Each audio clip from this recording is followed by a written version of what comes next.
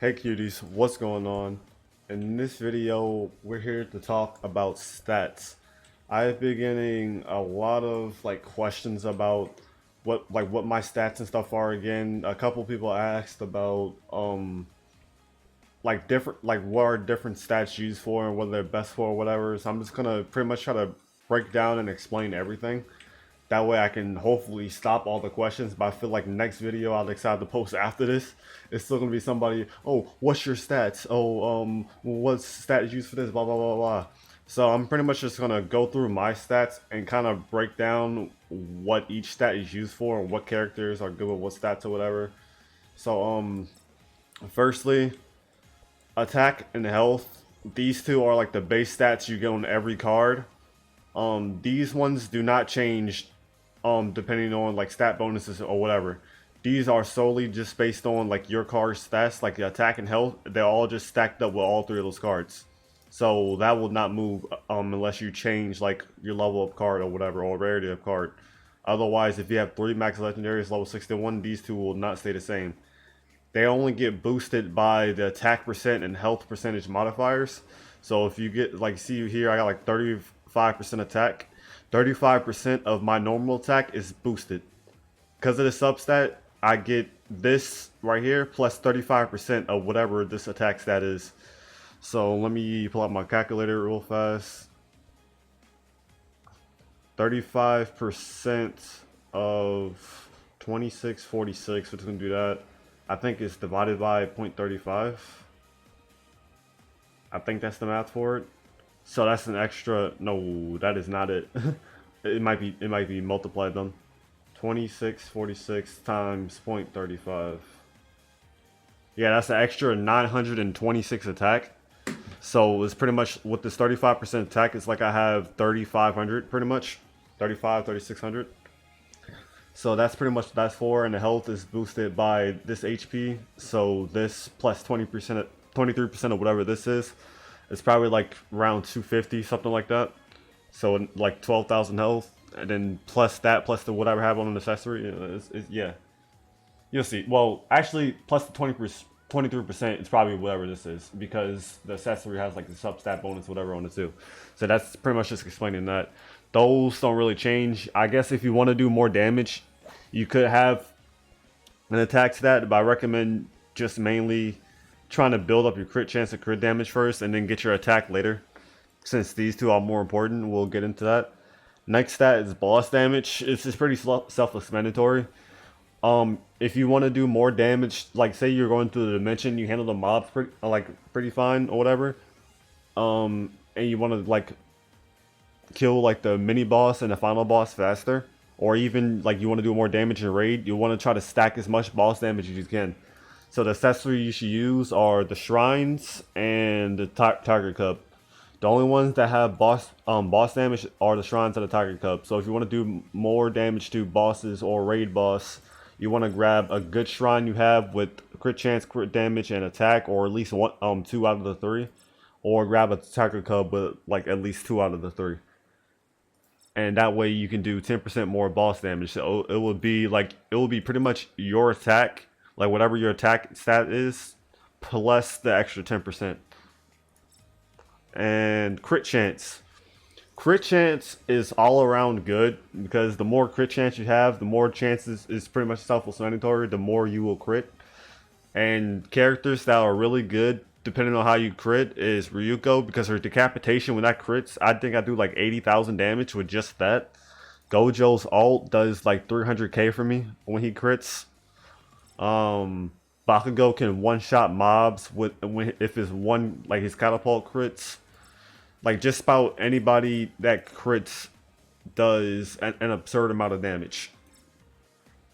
And crits will also help you in raid, because the more you crit, the more damage you can like keep building up and up. And that's why Gojo is so good, because if he keeps critting on most of his abilities, then the more damage he does. And it also plays hand in hand with crit damage, because the more crit damage you have, because the more crit and crit damage you have, you will crit more and then do more damage on top of how many times you're critting. Because the crit damage only plays a part when you crit. So when you crit and your crit damage is like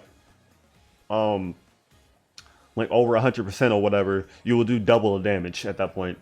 So that's why those two stats are really good, and that's why Gojo shines, because I always say Gojo is like the best 1600, but that's only true if you have at least like 40% crit chance and 80% crit damage, because otherwise you're not really maximizing Gojo. If you try to use Gojo on like 20% crit chance and 60% crit damage or whatever, it's really not gonna be as effective as like what I'm using, or what the average player, or like the above average player uses.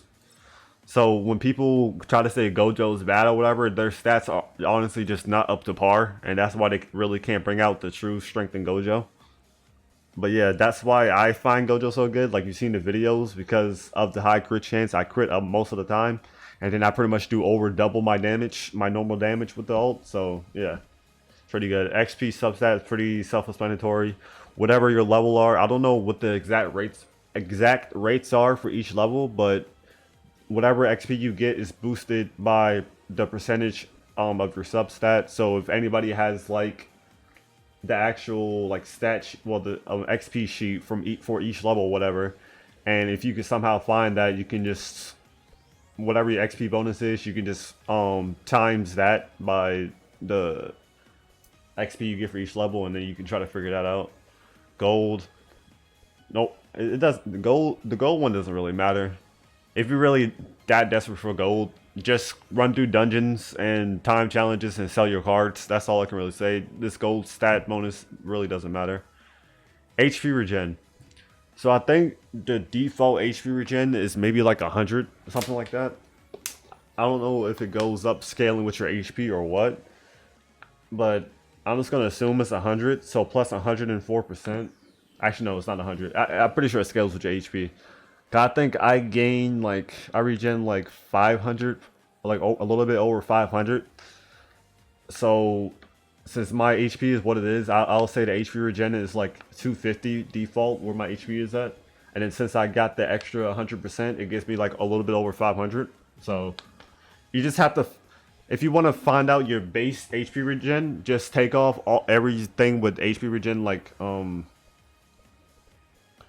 what's it called, stat bonus, and then try to figure out your default, and then yeah, you do that. I already explained the HP one, and then mob damage, pretty self-explanatory as well. Mob damage is if you feel like you do decent with bosses, or you don't really struggle with the boss that much, but the mobs is what's like really getting to you. You can like equip your All Might toy. I think the All Might toy and probably the train, which I do not have. The All Might toy and the train do mob damage. I think the train does 3% or 4%, something like that, and the All Might toy does 6. So I recommend, either if you don't have the All Might toy, at least get a decent train.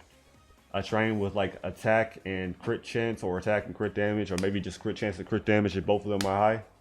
And then you can go into time challenge and do more damage to those mobs, or like I said, if you struggle with the mobs in the dimension, you can go ahead and do that.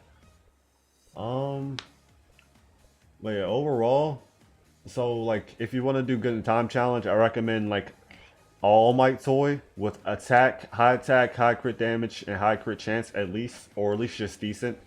If you want to do the best you could in there, if you want to do raids.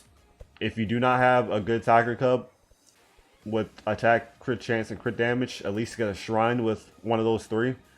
Well, with like all of those three. Because if you want to do the best you possibly can, you need one with all three of them. Not just two. You need one with all three if you want to do as best as possible. Otherwise, if you just have two, you can try to do the best you can until you get one with three. And then I recommend trying it again, because you're probably going to end up doing better. I think that's about it. But yeah, these are my stats. I tried to explain how the stats work as best as I can. So anyways, if you like my explanation of things, if maybe I need to clarify something a bit more, just let me know in the comments. But if you enjoyed the video, make sure to like, subscribe if you want to support me some more. I'll drop some more videos in the future. I'm probably going to drop a video on the new update. I might stream that day as well, whenever that comes out. But anyways, that's about it. Peace.